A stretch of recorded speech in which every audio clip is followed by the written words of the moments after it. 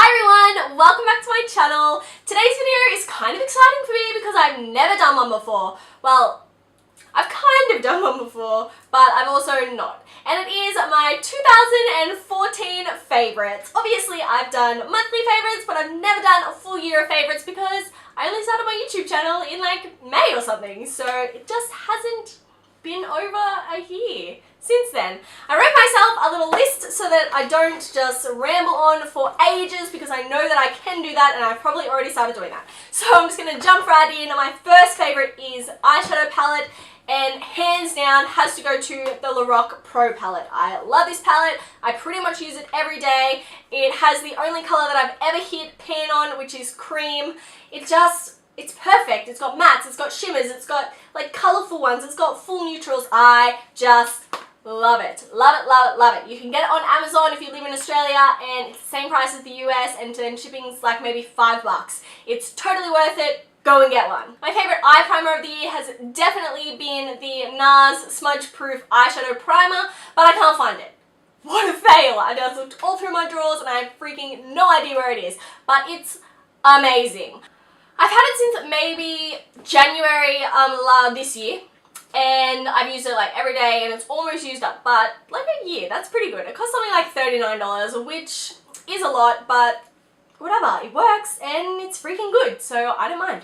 Next up is mascara, and if you have been watching my channel for a while then you definitely know what this is. It is the Clinique High Lengths Mascara. It's quite a wet mascara, so if you don't like wet ones, that was weird.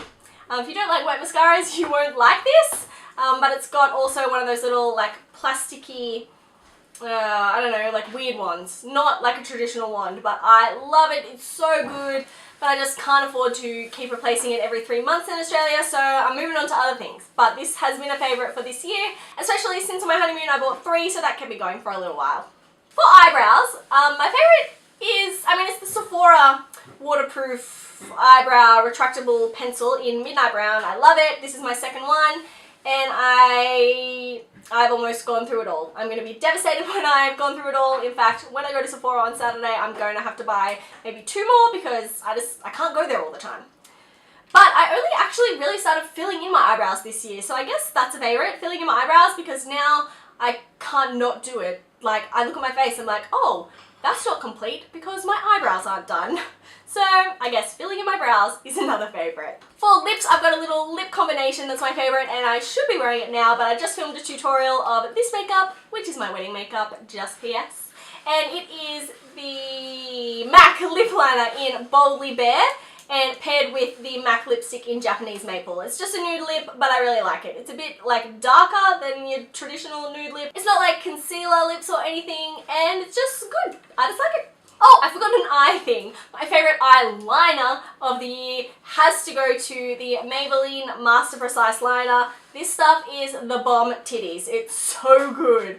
I do find that it dries out after maybe like 3 months, kind of like a mascara, and you have to replace it, but it's so often like 50% off, and that means it costs $6.50. So who cares if it dries out? Not me, it's the best. You put it on, you do your wings. I have the oiliest eyelids in the world and this does not smudge, so it's amazing.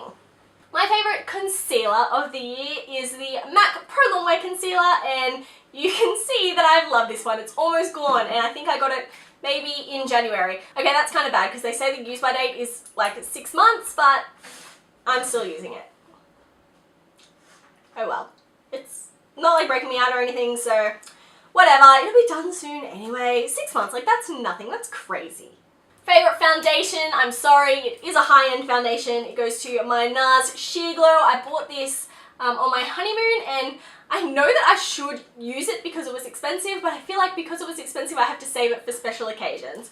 But I am definitely going to try and use this more, but I feel like this is the first foundation that really truly matched me, and it's so much lighter than I would normally get, but the girl at Sephora was like, you're pale. And I was like, I know. So I have been absolutely loving this, and I feel like this foundation helped me to buy other more paler foundations, because that's just what I need. When picking a favourite blush, I couldn't pick one.